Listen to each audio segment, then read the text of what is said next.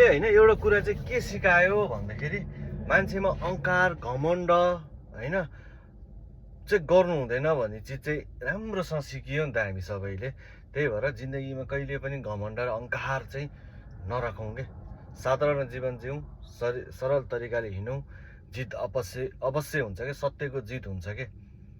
अब यसको परिमाण थाहा पाइरहनु भएको त होइन, यसको रिजल्टहरू होइन, यसको अब सबै कुराहरू अब सबैले थाहा पाइरहनु भएको छ। मैले कसलाई भनिरहेको हो भन्ने कुरो भनिरहनु पनि परेन होइन, यस्तै हो।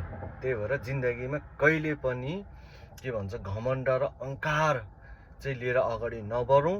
त्यो घमण्ड अहङ्कार रिस होइन डाहा हो त्यो लिएर अगाडि बढ्ने मान्छेहरू कहिले पनि सफलता हुँदैनन्। त्यही भएर शान्त मनले सरल तरिकाले अगाडि हिँडेर बढ्यौँ भने अवश्य जित हुन्छ होइन। कसैले गाली गलौज गरेर म राम्रो बन्छु भनेर नलागौँ, राम्रो तरिकाले मन सफा भएर सिधा तरिकाले हिँडौँ, एक दिन अवश्य सफलताको शिखर चढिन्छ, सफलताको सिडी चढिन्छ होइन। भयो नि त अहिले, अब त्यसको परिणाम निस्कियो नि त अहिले होइन।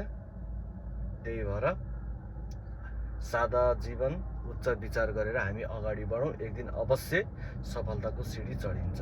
हस्त नमस्ते।